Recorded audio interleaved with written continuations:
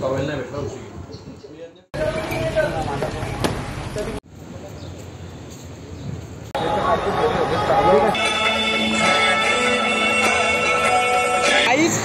Scene झालेला आहे. काय बोलतोय? पोहे कोण बनवतोय? शेफ इन टेकडी बनला. आणि जर चांगले नाही लागले तर पोहे तू जीव दे. मी काय जीव देऊ? बघ मित्रा, एवढं लक्षात ठेव, ह्या कांदा पोहेवर तुझी लाईफ डिसाइड आहे मित्रा. या हे पण हीच तर मजा आहे. ऐक ना तुला एवढं चांगलं बनवता येतं, मग तुझ्या लाईफ मध्ये पोरगी काय नाही? पोरगी काय नाही याच्या लाईफ मध्ये, बरोबर आहे का नाही? पोरींनो हे बघायला कांद्या पोह्यापासून लादी भांडी सर्व करतो हा. भांडी पण लागतो, लादी पण लागतो. एकाच दयाळू मिळून आमचा मित्र आहे ना. आपण पोहे बनवूया. Come on. चलो देखते कैसे बनत आहे.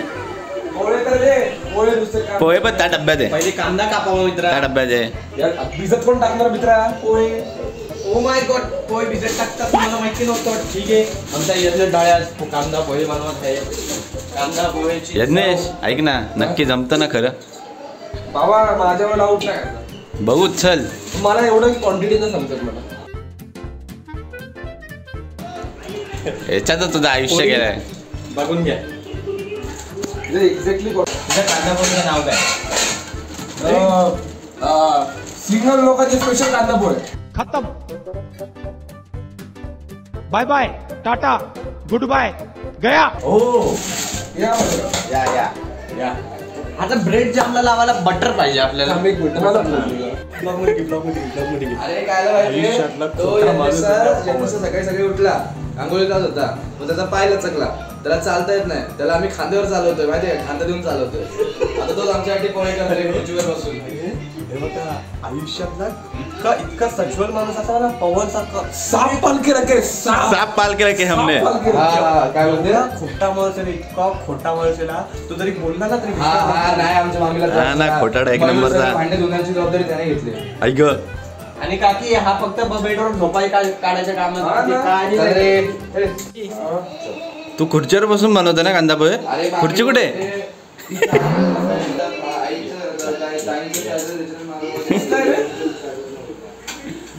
माझा पाय लक्ष देते काय?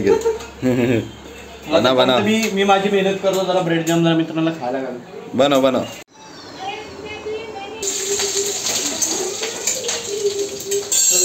आलो वाडी मी. काय लागलं तर मला फोन. जेवण किंग वायडी ढाय. वायडी इज्जत आहे कांदा पोहेला. बरे बनवलं. मी यज्ञेशला आता पदवी देतोय. मी यज्ञेशला आता पदवी देतोय. जेव्हा पण आम्ही बाहेर जाणार तेव्हा आमचा खूप यज्ञेश आहे. येस. काय एवढा मोठा पदभार सांभाळायची तुझ्यात कुवत आहे याचा आम्हाला आज गांभीर्य समजलं. गांभीर्य का गर्व बोलायचं होतं? नाही गांभीर्य काय बोलतो. फायनली आता निघालोय जायला. आता पवन जिथे घेऊन जाईल तिथे जाऊ. मगाचपासून निघा बोलवते, अजून निघाले नाही. आता कुठे निघालेत? आता मी निघालोय फायनली. 3चा टायमिंग होता, 4 वाजता आले. मग काय तुम्ही आलशेगिरी करताय? लुक बघा. हे बघ. या बोबडी. चला तो कुठे? तो राहिला. तो आला. तुम्हालाच घ्यायचं. आपण नंतर चालू तू लपडा. आता अरे आता सीट चिपकले नाही बाबा तुमच्या. मला 2 दिवस गाडी भेटली नाही. हे बघा, मला 2 दिवस भेटली नाही तरी मी भांडत नाही. हे बालिश ला बालिश नाही. बस हे मी काय बोलतो बाबा, टाइमपास नाही करायचं. तुमचीच कार मी भेट. मला घेऊ तू निघ रे. ए निघ रे. काय फायदा नाही तुझा मालक असून. पहिला ऐक विषय तो नाहीये. पहिला दुसरा स्पॉट गुलगुल ते रस्ते सांगायला मी स्वतः चुकलो तर काय करू म्हणून मी बोलतो. बाजूला बस. लक्षात बाजूला बसलं. अरे बाबा, याला अकल आहे तुने. वाईट उठ.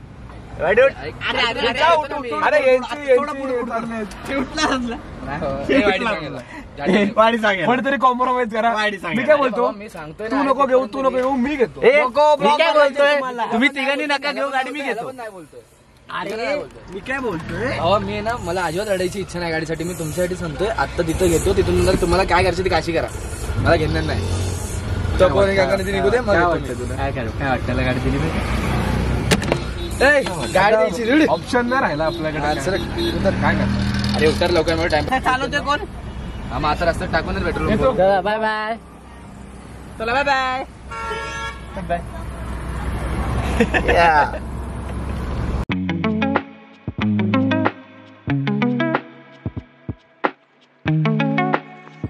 आणि नाशिकला येऊन पवननी यावेळी पण यज्ञेशला नाही दाखवला तो बॅकवॉटरला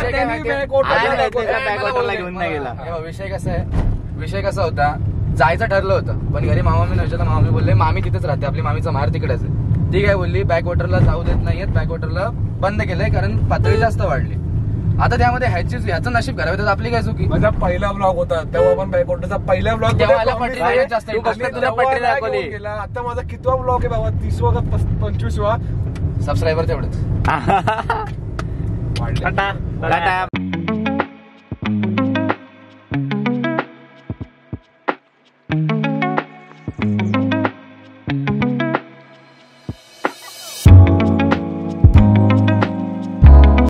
त्यांच्या म्हणजे जेवणासाठी किंवा बाकी गोष्टींसाठी ते असं राऊंड मारतात, म्हणजे बोलतो ना भटकंती करायची. तर तेव्हा ते इथे आले होते स्नान करण्यासाठी आय गेस. तर तेव्हा शूर्पणखा होती जी त्यांच्यावरती मोहित झाली होती. तर शूर्पणखा कोण होती, रावणाची बहीण, त्यांच्यावर मोहित झाली होती. आणि तिने काहीतरी कट करत असताना रचलं होतं रामांबद्दलचं, जे लक्ष्मणाला समजलं आणि त्या कारणामुळे लक्ष्मणाने तिचं बाणाने नाक कापलं होतं. मला वाटलं इथे कसं पहिले मी आलो होतो तेव्हा इथं बसलो, इथून फोटोशूट होता मस्त. तेव्हा इथं पाणी ना असं एकदम पांढरं शुभ्र पाणी मस्त वाटत होतं. भरलेलं जाऊ बघितलं, खूप भरलेलं होतं का याच्यामध्ये बघितलं मी.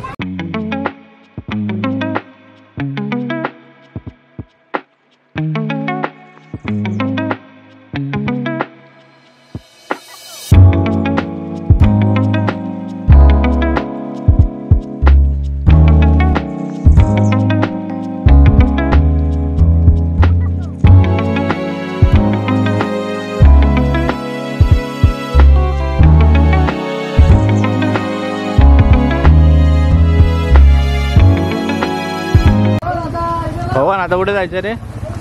गोदावरी नदी, रामघाटी, लक्ष्मण घाटी आणि सीता घाट. काय बोलतोय?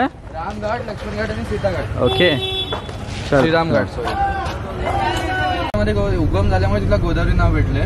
ओके. आणि पुढे तिला गंगा नाव मिळाले. Okay thank you. I don't know about this information बच्चा. हो या काय विषय नाही. Know what is the actually. कुठला मंदिर आहे पवन? हा सुंदर कुठला? सॉरी स्वामीनारायण म्हणून मंदिर आहे. स्वामीनारायण Okay. रिसेंटलीच बांधलंय बट सही मंदिर.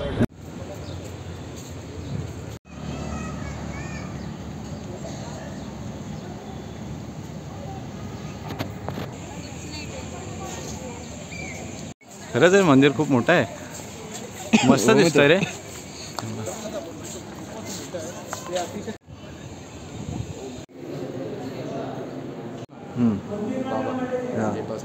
तो जागाच खाली होती. अच्छा.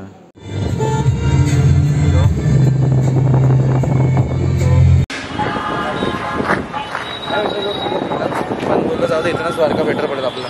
डायरेक्ट इथून सरळ उतरून कडेला आलं. गोदावरीच्या कडेलाच ना. खूपच सुंदर. हे काशी तिथे का वाराणसी वाईब असते बाबा. संध्याकाळी 7 वाजता आलो असतो, इकडची आरती वगैरे पण भेटली असते तिथे ना. लिटरली खूपच मस्त. समोरचं मंदिर आहे ना, मंदिर तिथे नाही खूप मोठा, म्हणजे एवढा मोठा घंटा आहे. तो एवढा मोठा घंटा आहे ना, तो घंटा वाजला ना अख्ख्या नाशिकला समजतं की पूर आलाय त्या एका घंट्याने. एवढा मोठा त्याचा आवाज आहे. फक्त एकच घंटा, फक्त घंटा आता काढून ठेवलाय, कारण ते घंट्याची जी बेल असते ना ती तुटली आहे, तेव्हा तो घंटा काढून ठेवलाय. तो घंटा खूप मोठा होता. पूर जेव्हा यायचा आधीच्या काळात जेव्हा पण यायचा तेव्हा घंटा वाजला की समजायचं नाशिकमध्ये पूर आलाय. ती अशी वाराणसी वाली वाटते. तशीच आहे. आरती मिस करतोय आपण. बट तुमच्यावर आता मला तर खूप इच्छा आरती करायची, बट आपला टाइम पण तेवढा असला पाहिजे. जास्त मॅटर झाला टाइम. काय सजेशन आहे, आपण सजेशन घेणार नाशिकला. चला रे चला.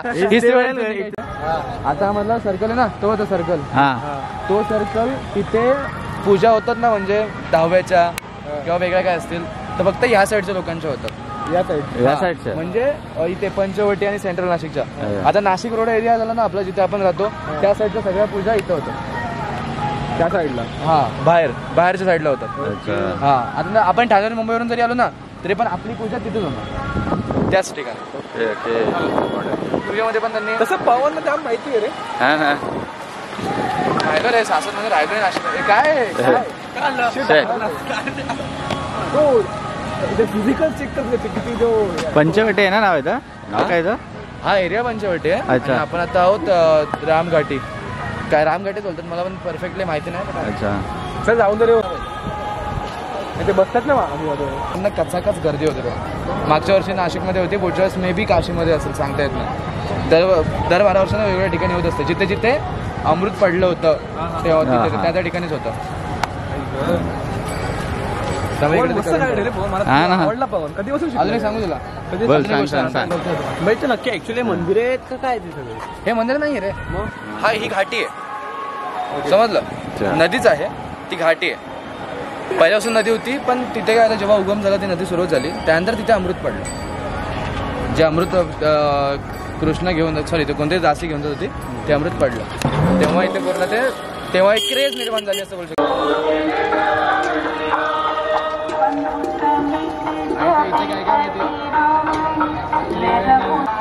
हर हर गोदा हर हर गंगे, हर हर गोदा हर हर गंगे, हर हर गोदा हर हर गंगे.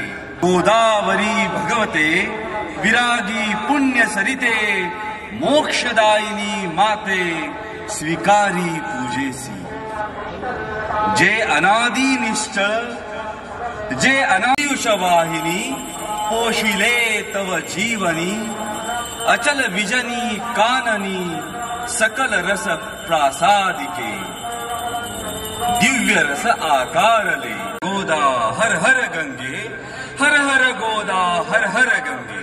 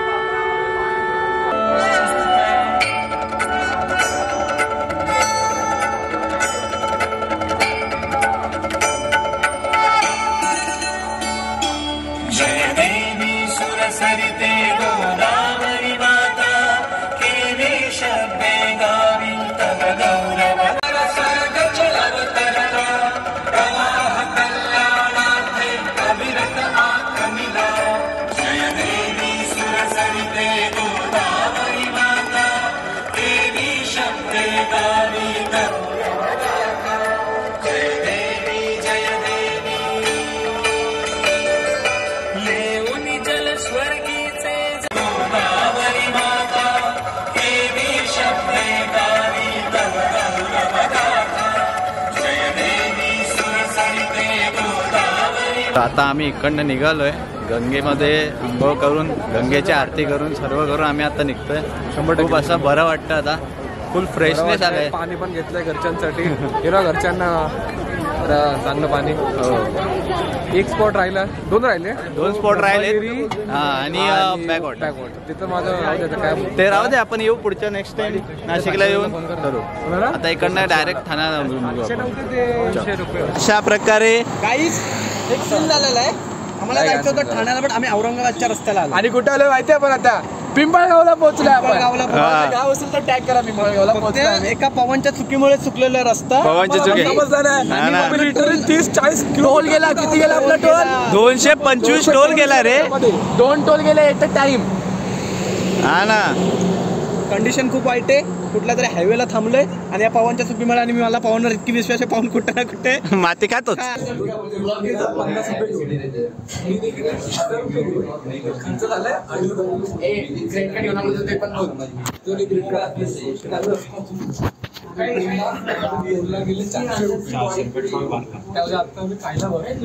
आता विषय कसा आहे, माझी स्टार्टिंगला किती गेले जेव्हा करत होते 150 रुपये. कंडिशन किती वाईट आहे तुम्हाला हे सांगतोय. पैसे घेऊन जातो कुठे. सॅटर्डे गेला, संडे गेला, मंडेची रात्र पण इथंच चालली. तुमच्याकडे जायचे प्लॅन 2 दिवस आमचं एक्सटेंड. आणि मेन गोष्ट ही थांबा, कारण आम्ही सगळे ऍक्सिडेंट झाले निसरायला. पण आमची पटेल त्यात जाऊ ज्या बोलत, पण आम्ही रसोईपर्यंत आम्ही नाशिकमध्ये चाललो. रात्रीचे 11:15 झाले, नाशिकमध्ये थांबलो. काय टाळलं हे चांगलं संकेत.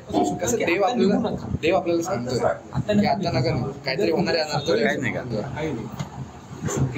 काहीच आज रात्री घरी गेलो, आणि समजलं की कचऱ्यामध्ये रात्री काहीतरी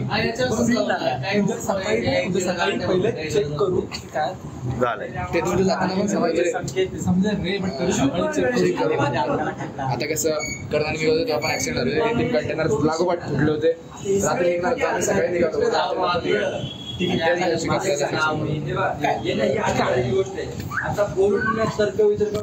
आता आम्ही थांबतोय, स्टे करतोय.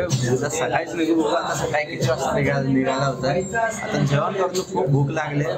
जेवणाशिवाय पोट वक्रतुंड पार्सल पॉइंट म्हणून आहे. ठीक आहे आता जेवू आणि सुखात झोपू रे जाऊन घरी. वैताग आला एकदम.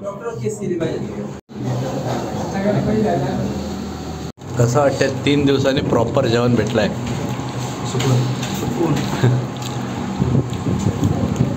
3 दिवसानंतर भाई खायला जी मजा आहे ना. मग काय भाई एवढी भूक लागली.